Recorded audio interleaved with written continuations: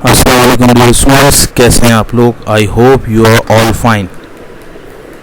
आज हम स्टार्ट करेंगे एमसीक्यूज़ और चैप्टर है हमारा फर्स्ट लॉ ऑफ थर्मोडायनेमिक्स।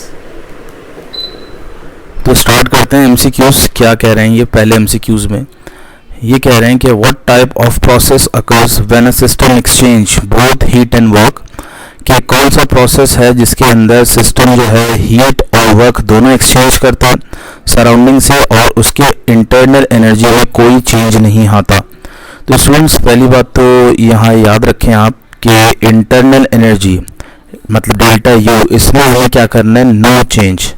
ठीक है, यहाँ लिख दिया हमने नो चेंज। अब ये इंटरनल एनर्जी चेंज कैसे नहीं होगी, तो उसके लिए हमें टेम्परेचर को डेल्टा टी को क्या रखना पड़ेगा, कांस्टेंट रखना पड़ेगा। जब डेल्टा टी टेम्परेचर कांस्टेंट होगा तो इंटरनल एनर्जी चेंज नहीं होगी।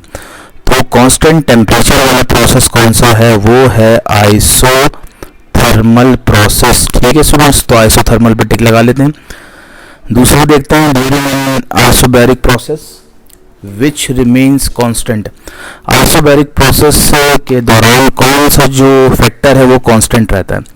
तो स्टूडेंट्स आपको पता है आइसो मतलब सेम, बेयर का मतलब होता है प्रेशर।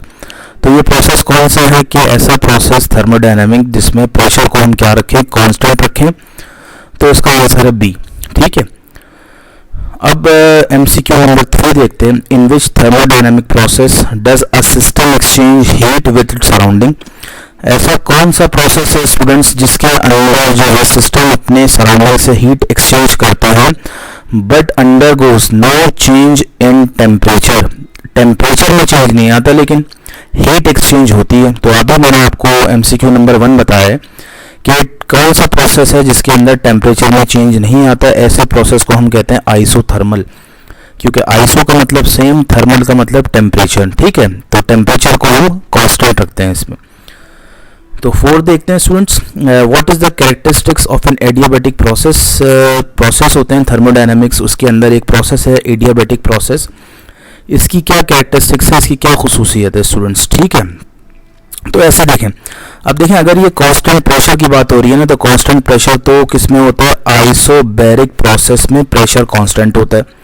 इसी तरह कांस्टेंट टेम्परेचर किस में होता है, कांस्टेंट टेम्परेचर जो होता है आइसोथर्मल में होता है।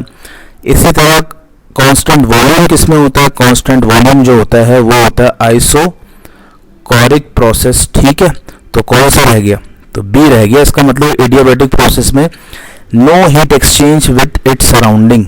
ठीक है स्टूडेंट्स, ये और बल्कि इसको मैं दूसरे कलर से लिख देता हूँ, टिक लगा देता हूँ, ये आंसर है। ठीक है स्टूडेंट्स, अब आ जाए एमसीक्यू नंबर 5 पे। क्या कह रहे हैं MCQ number 5। In an isochoric process, के आइसोकोरिक प्रोसेस के अंदर what is the primary feature, मतलब कौन सी सबसे ज़्यादा अहम इसकी फीचर होता है। तो अभी आपको बताया है आइसोकोरिक। ठीक है, आइसोकोरिक। अब इसका मतलब देखते हैं। आइसो का मतलब स्टूडेंट्स होता है सेम, ठीक है, और कोरिक कहते हैं वॉल्यूम को, कोर वॉल्यूम। तो इसमें हम क्या चीज़ कांस्टेंट रख रहे हैं स्टूडेंट्स, सेम वॉल्यूम, मतलब कांस्टेंट वॉल्यूम हम रख रहे हैं। तो इसका आंसर क्या हो गया, इसका आंसर हो गया सी, के आइसोकोरिक प्रोसेस का जो फीचर है वो क्या है, कांस्टेंट वॉल्यूम। इसी तरह देखते हैं MCQ number 6। What is the internal energy in a thermodynamic system. अब ये कह रहे हैं इंटरनल एनर्जी की आप डेफिनेशन बताएं अगर हम थर्मोडायनामिक सिस्टम की बात कर रहे होते हैं। ठीक है स्टूडेंट्स, तो इसका आंसर क्या है स्टूडेंट्स। अब मॉलिक्यूल अगर रेस्ट पोजीशन पे हैं, रुके हैं, ठीक है, तो उनके अंदर कौन सी एनर्जी होती है, आपको पता है उनके अंदर पोटेंशियल एनर्जी होती है। जब हम मॉलिक्यूल्स को हीट और टेम्परेचर देते हैं तो क्या होता है, उनकी मूवमेंट बढ़ जाती है। ठीक है, ज़्यादा जिगजैग मूव करने लगते हैं। तो मूव करने से कौन सी एनर्जी आती है उनके अंदर आती है काइनेटिक एनर्जी। तो इंटरनल एनर्जी बेसिकली क्या है, सम है। किसका सम है, पोटेंशियल प्लस काइनेटिक एनर्जी, इसका सम है वो। ठीक है, पोटेंशियल एनर्जी और kinetic energy of the molecule, इसका सम करेंगे तो हमें क्या मिलेगी, हमें मिलेगी ऑप्शन नंबर सी पे लिखा हुआ है the sum of kinetic and potential energy. ठीक है, अच्छा जी, नेक्स्ट देखते हैं। How is the change in internal energy defined. ठीक है, in terms of heat, delta Q and delta W. ठीक है, अब ये कुछ भी नहीं पूछ रहे, आप ये पूछ रहे हैं कि इंटरनल एनर्जी का फॉर्मूला बताइए इन टर्म्स ऑफ डेल्टा क्यू मतलब हीट और इन टर्म्स ऑफ डेल्टा डब्ल्यू। ठीक है, फर्स्ट लॉ ऑफ थर्मोडायनेमिक्स की आपको अगर इक्वेशन पता हो तो ये होती है डेल्टा क्यू मतलब change in heat, delta U plus, sorry इसको मैं यू बना देता हूँ, delta U plus delta W. ठीक है, अब एक काम करें स्टूडेंट्स, डेल्टा यू अगर लेफ्ट पे आएगा और डेल्टा क्यू राइट पे जाएगा तो ये बन जाएगा डेल्टा यू, बल्कि एक काम करें इसको मैं सही करके लिख देता हूँ। ठीक है स्टूडेंट्स, दोबारा पढ़ लेते हैं क्वेश्चन को। How is the change in internal energy defined. ठीक है, इंटरनल एनर्जी का पूछा है कि कैसे हम इसको डिफाइन कर सकते हैं इंटरनल एनर्जी को। ठीक है स्टूडेंट्स, तो अगर आपको फॉर्मूला याद हो फर्स्ट लॉ ऑफ थर्मोडायनेमिक्स का, और मैं पीछे आपको दिखा भी सकता हूँ फर्स्ट लॉ ऑफ थर्मोडायनेमिक्स का क्या फॉर्मूला है। अब देखें स्टूडेंट्स, ये आपके सामने प्रोसेसेस आ गए। फर्स्ट लॉ ऑफ थर्मोडायनेमिक्स का फॉर्मूला आपके सामने ये नज़र आ रहा होगा आपको, delta Q is equals to delta U plus delta W. ठीक है स्टूडेंट्स, तो ये फॉर्मूला आपके सामने जहन में रखना है आपको कि फर्स्ट लॉ ऑफ थर्मोडायनेमिक्स का जो फॉर्मूला है वो क्या है, delta Q is equals to delta U plus delta W.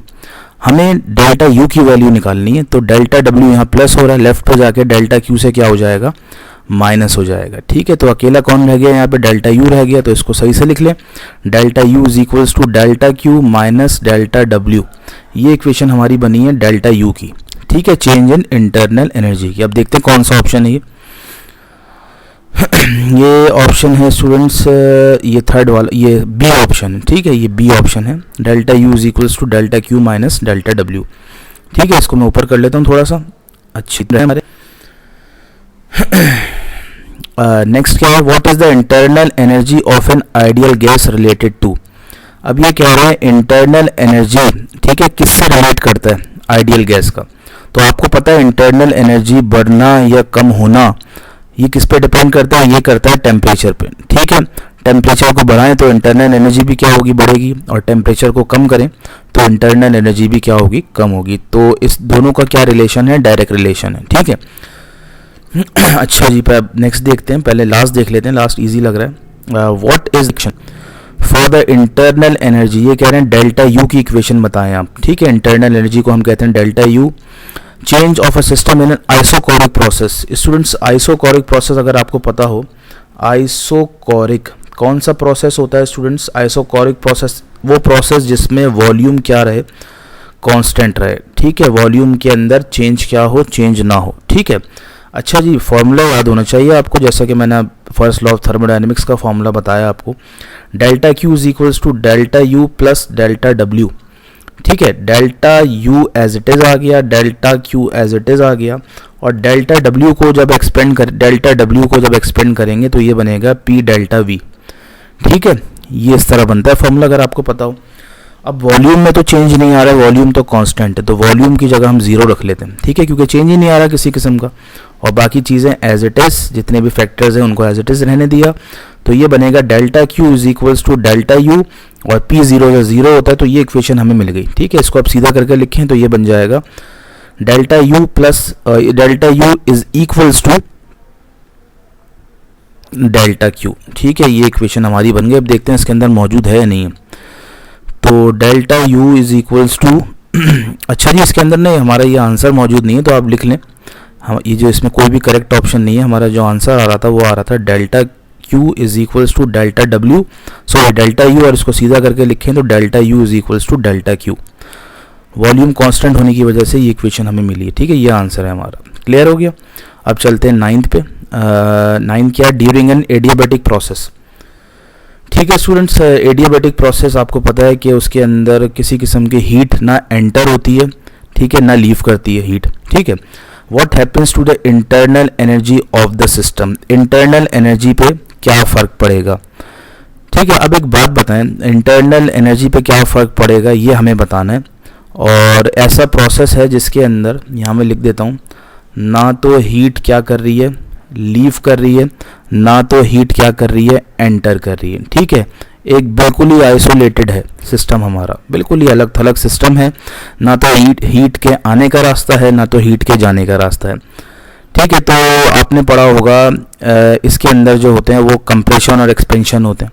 ठीक है, अगर ये मैं एक कंटेनर लूँ इंसुलेटेड, ठीक है, ये हमने इसके ऊपर प्रेशर है, ये प्रेशर रखा हुआ है, ठीक है, नीचे टेम्परेचर तो हम देंगे ही नहीं। अब इसके अंदर जो गैस के मॉलिक्यूल्स हैं ये क्या होगा, खुद ब खुद ही ये एक्सपेंड होंगे। ठीक है, ये प्रेशर ऊपर की तरफ होगा, ये पिस्टन ऊपर जाएगा तो मॉलिक्यूल्स क्या होंगे, एक्सपेंड होंगे, और एक्सपेंड होने से इनकी जो इंटरनल एनर्जी है वो क्या हो जाएगी, वो डिक्रीज हो जाएगी। इंटरनल एनर्जी क्या हो जाएगी स्टूडेंट्स, डिक्रीज हो जाएगी। किस वजह से, ये जो मॉलिक्यूल्स खुद ब खुद ही एक्सपेंड होंगे, ठीक है, ये प्रेशर कम होगा तो ये काम खुद से कर रहे हैं, सही है, तो सिस्टम काम कर रहा है इस पर, तो इट मीन्स क्या होगा, इंटरनल एनर्जी क्या हो गई, डिक्रीज हो गई। ठीक है स्टूडेंट्स, तो इसका आंसर है डिक्रीज इंटरनल एनर्जी। तो स्टूडेंट्स ये हमारे जितने भी एमसीक्यूज थे chapter number 16 first law of thermodynamics के हमने कर लिए। नेक्स्ट वीडियो में हम सेकंड लॉ ऑफ थर्मोडायनेमिक्स के एमसीक्यूज करेंगे। टिल देन अल्लाह हाफिज़।